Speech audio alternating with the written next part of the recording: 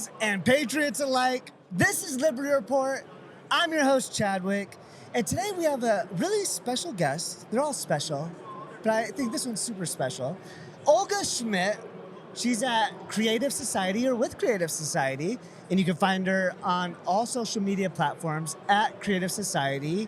Olga, welcome to Liberty Report. Good to have you here. Thank you so much for having me here on today. It's great to be here. Man, it's so good. God is so good. Brings people together, good people, to get this message out. And Olga walked by. We're here at Turning Point USA on the second day of it. The day after Donald Trump's birthday. He's going to be here pretty soon. Secret Service was here, and they did an entire sweep. It's a pretty fun time we're having. But Olga walked by.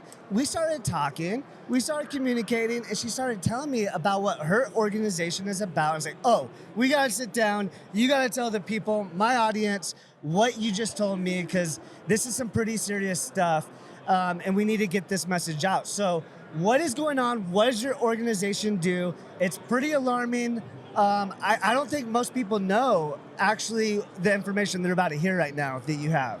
Yes, so Creative Society, right now we focus mostly on climate crisis that is going on in the world, especially geodynamic changes that are going on with our planet, and also the environmental crisis that's going on with our planet. Let's take a look at our ocean. It's not only warming up, but it's also polluted with microplastic, and that is extremely toxic to us, and it causes a lot of problems with the planet, and that is what we study. Okay, that's huge. Let me start off with, why is it warming up? What's the issue there? Because from what I've heard is that it's on like kind of a normal cycle. Is it just a normal cycle of warmth, or is there something bad like pollution or well?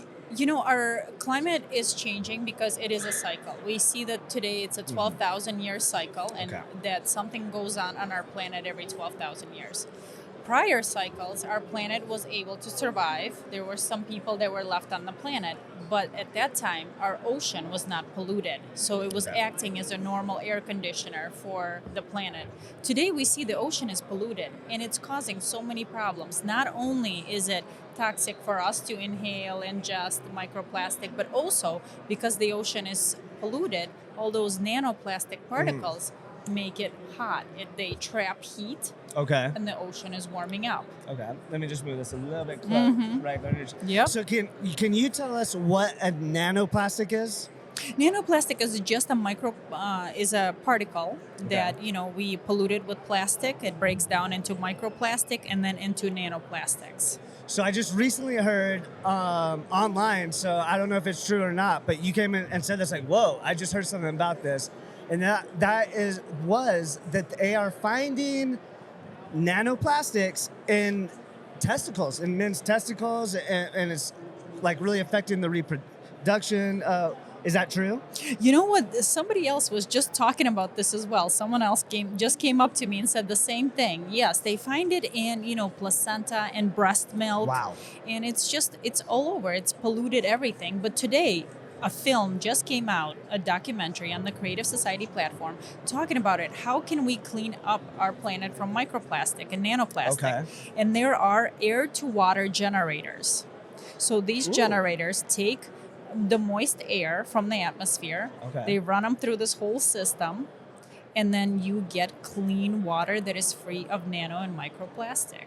You're now standing on the edge of a cliff, watching the catastrophe approaching. Yet, you're doing nothing.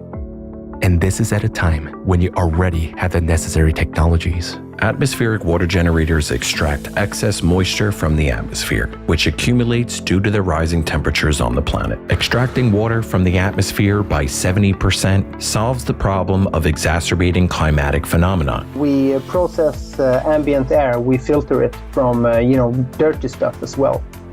For example, smog and flue gases and all, and sand and everything that flies around in the air, really. AWG technology is environmentally friendly and beneficial for the planet. I designed and developed the technology to a place where I can build an atmospheric water generator that can produce over 100,000 liters a day. 200,000 liters a day. It's not difficult anymore. Atmospheric water generators can produce any required amount of water, including for industrial needs. And suddenly the whole world has woken up to this, saying, wow, this is a non-depletable source.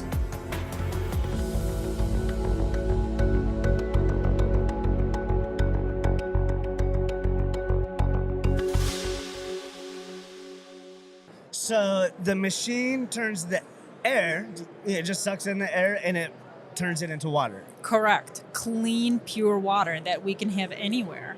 Wow. Okay. Well, that's impressive.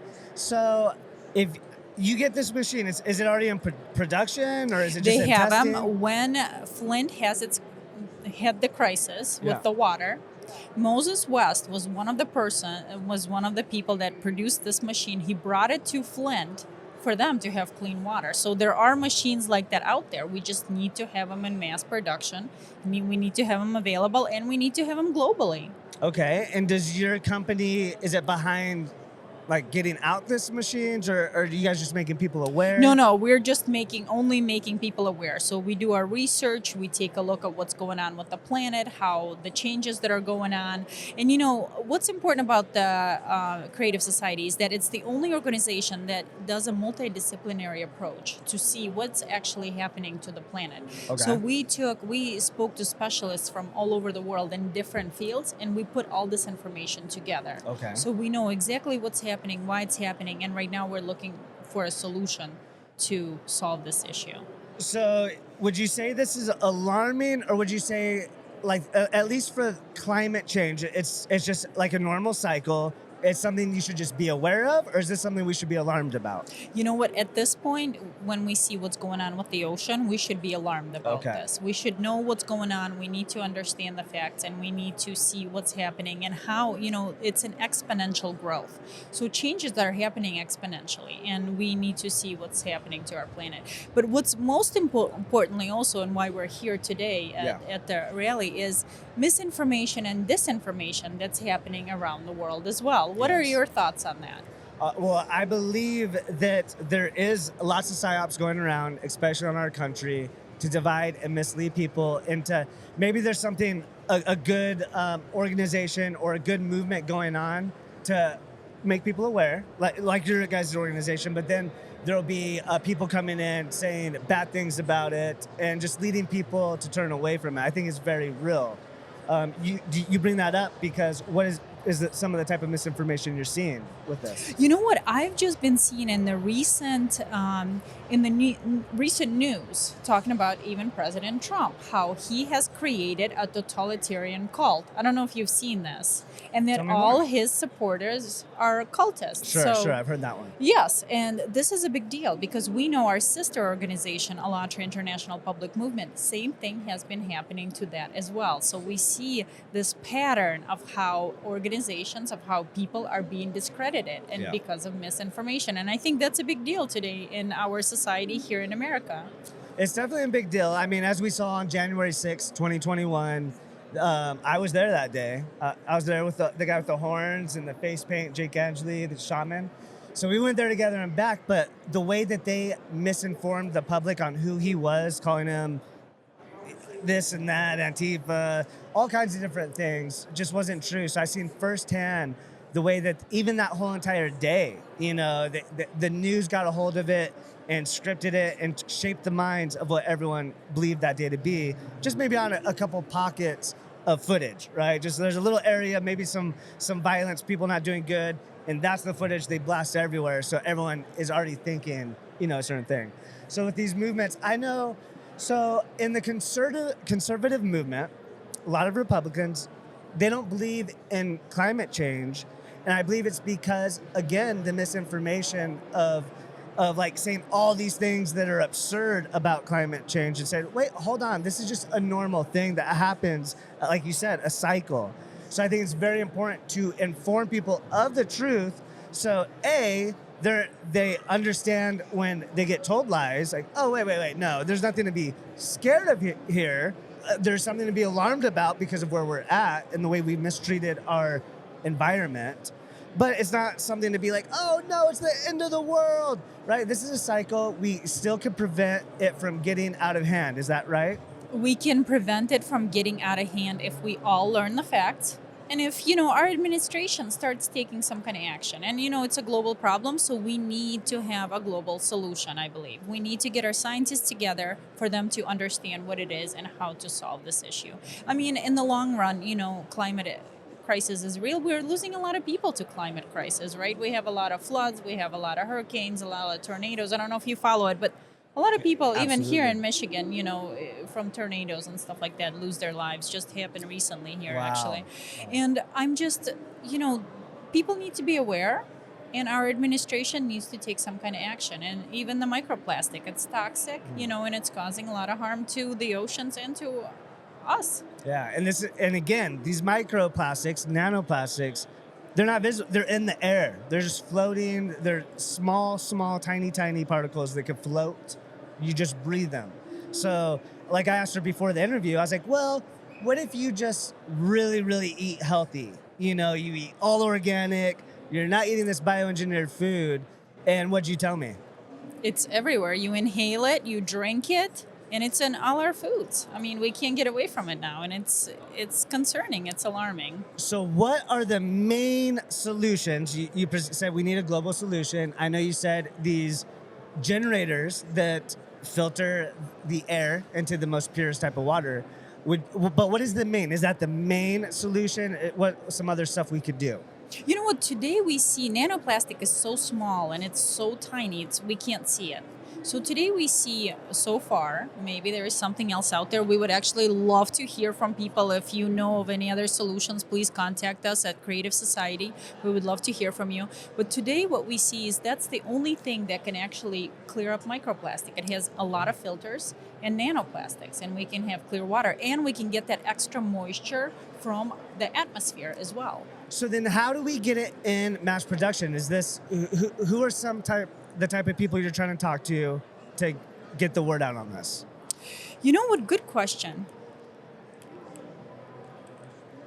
Right now, we are just getting, like I said, the documentary just came out on this information. And Good. Right now, we're just bringing it out to the people. I believe it needs to be mass production. It needs to be done possibly even on government level, that we need to have them, and maybe all the homes, so that we don't, we don't want to drink water that's polluted, right? That's coming out. We want to have clean water. This way, if those generators are available in our homes, are available, in our cities, we can have clean, fresh water.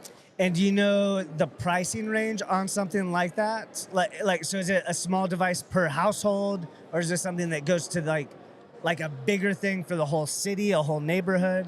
You know what? Good question. I know Moses West, when he came to Flint, his device was fairly big. I'm not sure how many jugs of water it could produce, but quite a lot.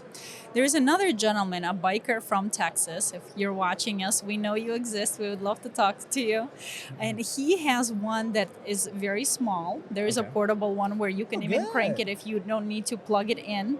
Yeah. You can just, if you don't have electricity, you can just crank it up and you can get water anywhere. Okay. And I think those are, those are on his website and people can buy them, but I don't know what I'm not going to talk about prices. Sure. I'm not sure how much. And then would you know, is it that simple? Is it something like once you have it for life, or is there maintenance, upkeep? Is there filters you need to replace maybe? I'm sure there's probably filters. I'm sure there's probably maintenance. But again, when we're talking about our health, when we're talking about our planet, those are some things that we need to consider. Yeah. Now, at this point, is there a website? Is it Creative Society? They can find that, or is there a separate website where they can find more information, or they just Google search? So yes, if you go creativesociety.com, you're going to see the documentary. You can read all our information on there. And also on the website, there is a report. So we have a scientific report with data that we've collected from mainstream sources like NASA and NOAA, with all the graphs and all the charts, where you can see what's happening to our planet, why it's happening, and you can actually understand the changes that are going on and the progression. Very good. Now, have you talked to any congressmen about these type of technology? You know what? Talk to a few, not as many as I would like, but definitely talk to a couple to see what they think. And a lot of them do think it's a good idea that we need to implement such things, but we really need to have people that are really passionate about it, that really, really will take this one step further, and so we can start solving this problem. Awesome. Well, I hope you're passionate about this. If you are, and if you're not, want to find out even more about this, please go to Creative Society on whatever social media platform you use. Look at this information. And this is real solutions to not only save our country, but our whole world, and actually make a difference. So Olga, I appreciate you for doing your part, showing up, and continuing to make a difference. Thank you for coming on. Thank you so much for having me on. I appreciate it. Thank you. I look forward to seeing you in the future and seeing what kind of difference you are making. Thank you. God bless.